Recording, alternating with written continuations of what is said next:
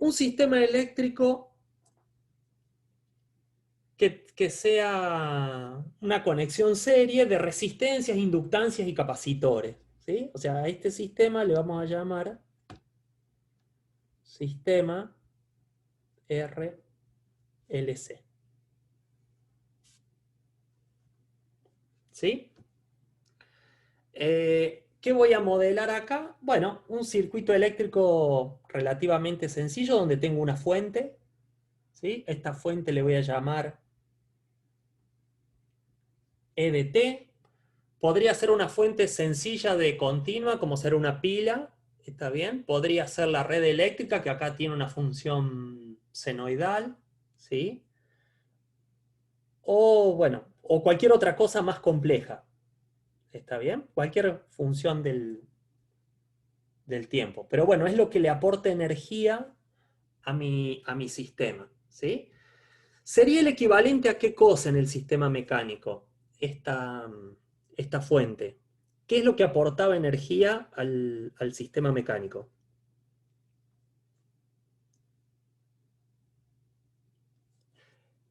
Lo que aportaba energía, está bien, era la fuerza, ¿sí? La fuerza era lo que aportaba energía en el sistema mecánico.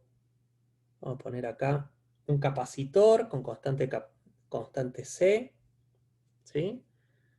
Ya lo completamos y vamos a poner también, entonces, dijimos, una resistencia, ¿sí? Y un inductor. Ahí está. Ahí tenemos un circuito eléctrico más o menos sencillo, donde puse acá un elemento disipador, que es la resistencia. La resistencia disipa, está bien, la energía del circuito en forma de calor, está bien. ¿Quién era el que hacía eso en el sistema masa-resorte? En el El sistema masa-resorte, amortiguador. bien, el amortiguador. O sea que, fíjense, la fuente que aporta energía es el equivalente a la fuerza, ¿sí? La resistencia es el que disipa energía, ¿está bien? Que es el equivalente al amortiguador. Me quedan dos elementos más acá. Un inductor y un capacitor, ¿sí? En el sistema mecánico había un elemento que almacenaba energía potencial, ¿sí? ¿Cuál era el que almacenaba energía potencial en este sistema que estaba acá? ¿Sí? El que almacena energía potencial, bien, es el resorte. Entonces el capacitor, vamos a ver qué hace claro, las veces de resorte, ¿sí? El amortiguador es la resistencia, la fuerza es la fuente. ¿Quién sería esta L? Fíjense, había algo acá que almacenaba energía cinética, que es la masa, ¿sí? Acá hay un intercambio, cuando esto se mueve, un intercambio entre la energía potencial del resorte, la energía cinética de la masa y este muchacho acá que disipa la energía. ¿Bien? El equivalente a la masa, ¿está bien? Es el inductor, que también almacena energía, ¿está bien? Lo que pasa es que almacena la energía en el campo magnético.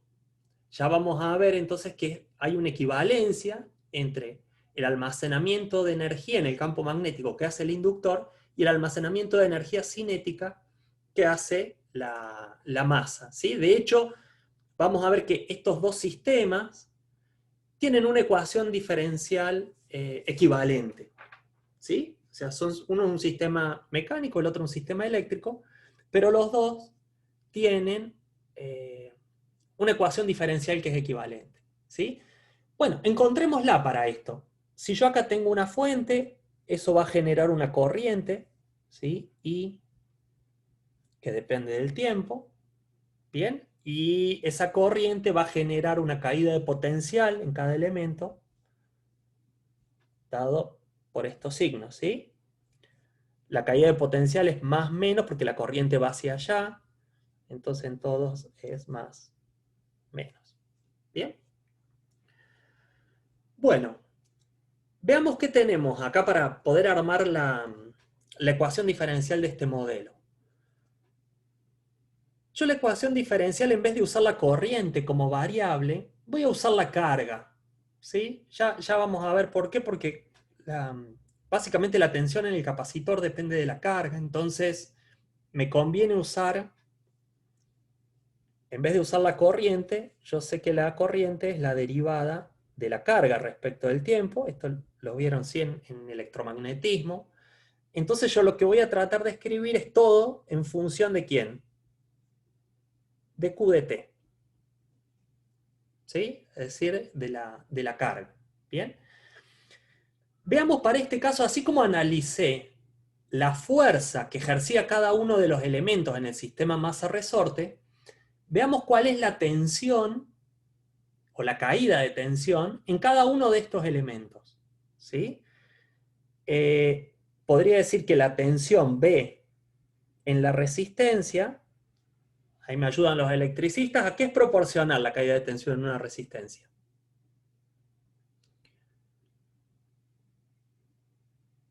Por ley de Ohm es R, bien, por I.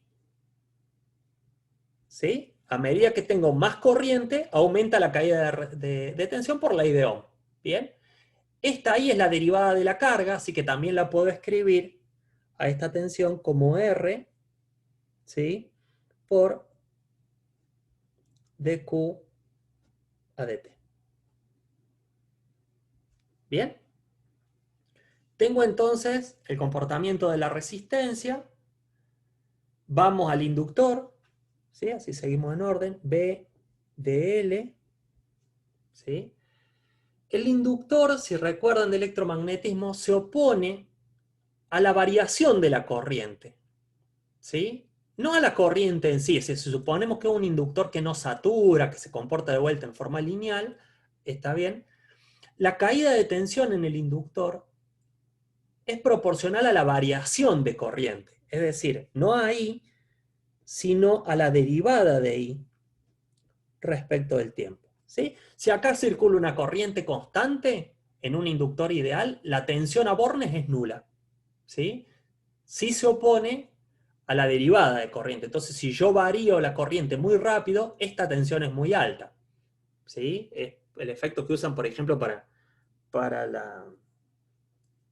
la detonación, está bien, del combustible en un motor. Está bien, cómo genera una chispa. Y bueno, sobre un inductor hago variar muy rápido la corriente y esto genera una tensión muy alta. Bien, lo voy a poner en función de la carga, para que me quede todo en función de Q, me queda L por la derivada segunda de Q respecto de T dos veces. ¿Sí? ¿Qué me viene faltando? Bueno, la tensión en el capacitor. ¿Sí? B, C. ¿Se acuerdan que en un capacitor, mientras más carga tengo, mayor es la tensión? ¿Sí? O sea, si yo a este capacitor le voy metiendo carga, metiendo carga, metiendo carga, lo que voy a hacer es aumentar el potencial acá. Pero ese potencial es inversamente proporcional a la capacidad que tiene este capacitor. ¿Sí? Si yo tengo un capacitor muy grande, está bien, por más que yo meta mucha carga, la tensión no va a aumentar mucho. ¿Sí? Es como tener un balde a donde yo le pongo agua, ¿está bien? Bueno, si el balde es muy grande, está bien, tiene mucha área, bueno, por más que yo le meta carga, la altura va a cambiar poco, que la altura sería la tensión. ¿Está bien? En cambio, si en vez de un balde tengo un vaso, bueno, que tiene una capacidad más chiquita, si yo le meto la misma cantidad, lo voy a llenar más rápido. ¿Sí? Entonces, la tensión en el capacitor es Q sobre C. ¿Sí? Es directamente proporcional a la carga e inversamente proporcional a la capacidad. ¿Bien? O sea, mientras tengo más carga, aumenta la tensión. ¿Sí? O sea, mientras más carga le pongo al capacitor, mayor es la tensión a bornes del capacitor. ¿Sí?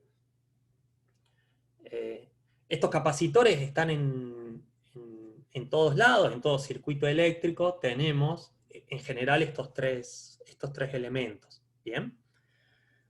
Bueno, tengo los tres elementos. Fíjense que lo que acabo de hacer acá es definir el comportamiento de cada uno de los elementos. lo mismo hice en mi sistema masa-resorte cuando definí la fuerza que hacía el resorte, la fuerza que hacía el amortiguador. ¿Está bien? Después, como junté todas estas fuerzas, las junté con la segunda ley de Newton. ¿Sí? ¿Cómo junto ahora, en función de la disposición que tiene el circuito, la tensión de todos estos elementos? Bueno, en el circuito eléctrico lo que uso es la segunda ley de Kirchhoff. ¿Sí? Entonces vamos a poner acá, segunda. ¿Qué decía la segunda ley de Kirchhoff? De Kirchhoff. Es doble H off. ¿Sí? La segunda ley de Kirchhoff dice que la sumatoria de todas las caídas de tensión en el circuito, ¿sí? La sumatoria de todas las caídas de tensión en el circuito es igual a 0. ¿Sí? Entonces, básicamente lo que dice es que la sumatoria de todas las caídas de tensión, la fuente, la resistencia, el inductor y el capacitor, es igual a 0. ¿Bien? Veamos entonces qué fuentes tengo. Tengo, para sumar acá, la tensión en la resistencia, B sub R. Tengo la tensión en el inductor, ¿sí? Tengo la tensión en el capacitor y tengo la fuente, ¿sí? La fuente, si se fijan, es la única que me quedó con los signos invertidos. Es decir, la caída de tensión acá era más menos, más menos, más menos. Vengo por acá, menos más. O sea que esta la escribo como menos E. ¿Sí? Y esto es igual a 0. ¿Está? O sea, esta va con el signo menos porque está invertida respecto a estas tres. ¿Sí? Tenemos entonces, así como dice sumatoria de fuerza igual a masa por aceleración en la segunda ley de Newton, acá apliqué la segunda ley de Kirchhoff, sumatoria de caídas de tensión igual a 0, o también la habrán visto como sumatorias de caída de tensión igual a la tensión aplicada. Puedo pasar esta E al otro lado. ¿Sí? Bueno, las voy a reemplazar acá, voy a ir eligiendo de paso un orden que me convenga. Voy a poner primero la BL, es L por derivada segunda de Q respecto de T dos veces, ¿sí? Más la R, más R de Q de T, ¿sí? Más BC, que es Q sobre C, igual a la E de T. ¿Sí? Y me quedó, si se fijan ya acá, en este caso fue un poco más rápido el análisis que hice, me quedó acá una ecuación diferencial también, de segundo orden, ¿está bien? Porque tengo derivadas de segundo orden en Q, ¿está bien?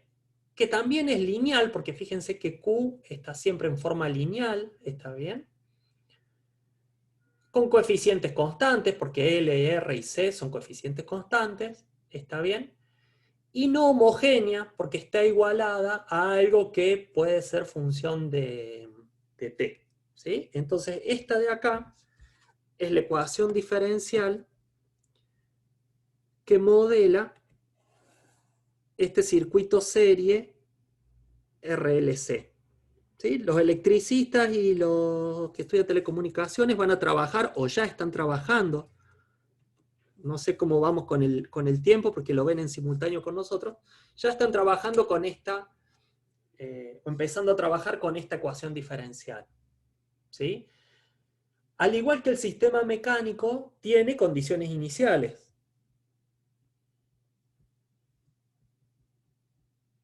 Las condiciones iniciales corresponden a la energía que está almacenada en el sistema inicialmente. ¿Sí? ¿Qué energía puedo tener almacenada en el sistema inicialmente? Como antes, carga en el capacitor, ¿está bien? Es decir, carga Q en el capacitor en tiempo cero, le puedo llamar Q0, ¿sí? Y también podría tener inicialmente corriente, ¿está bien? Podría haber empezado con corriente cero si le ponía una llave acá y lo cerraba en tiempo cero, pero puedo tener inicialmente una corriente que me da energía almacenada en el inductor. ¿Sí? Entonces, la otra condición inicial es la corriente, o sea, la derivada de Q respecto de T en 0, que es la I evaluada en 0, que le voy a llamar I sub 0. ¿Sí? Al igual que en el caso anterior, tenemos dos condiciones iniciales, ¿está bien? Sobre la función y sobre la derivada de la función, igual que antes. ¿Sí? Y acá lo que querría hacer, fíjense, ya que veníamos comparando estos dos sistemas, ¿está bien? Quiero traer acá mi sistema masa-resorte. La ecuación es igual, ¿sí? Las voy a copiar a las dos. O sea, nuestro sistema masa-resorte nos había quedado masa por derivada segunda de x respecto de t dos veces, ¿sí? Más b por derivada de x respecto a dt más k por x igual a la f de t. ¿Sí? Y nuestro sistema eléctrico, lo pongo acá, L derivada segunda de q respecto de t dos veces más R por derivada de q respecto de t más, no tengo k, sino que tengo 1 sobre c por q igual a e de t. Si se fijan las ecuaciones, ¿sí? Tienen exactamente la misma forma. ¿Sí? ¿Y qué es lo que tengo acá? Bueno, fíjense que en el lado derecho tengo la excitación externa al sistema. ¿Sí? Es decir, en un caso era la fuerza que podía introducir energía del sistema o sacarla. ¿Está bien? Lo mismo acá hace la fuente. Esta fuente puede aportar energía al sistema o si la corriente va en sentido contrario, absorber. ¿Está bien? Energía. ¿Sí? Tengo un término o un elemento que disipa energía, ¿está bien? En el sistema mecánico era el amortiguador, en el sistema eléctrico es la resistencia, ¿está bien? Este convierte la energía del sistema en calor, ¿está bien? Después, ¿qué otra cosa tenía? Bueno, tenía un elemento que almacena energía, que yo llamé energía potencial, que es este que está acá, ¿sí? Y tengo otro elemento que era la masa, que almacena energía cinética, que es el equivalente al inductor. ¿Sí? Es decir, los dos tienen, obviamente, dos condiciones iniciales. ¿Sí? ¿Qué les quiero mostrar con esto? Fíjense que el procedimiento para encontrar el modelo fue el mismo. Escribimos primero las ecuaciones constitutivas de los elementos y después los unimos en un caso a través de la segunda ley de Newton, en este caso a través de la segunda ley de Kirchhoff, ¿sí? Y armamos ecuaciones diferenciales que tienen la misma forma. ¿Eso qué significa? Que los comportamientos, todavía no sabemos resolverlo, pero los comportamientos que encontremos para el sistema masa-resorte amortiguador, los vamos a encontrar exactamente igual en un circuito RLS eléctrico.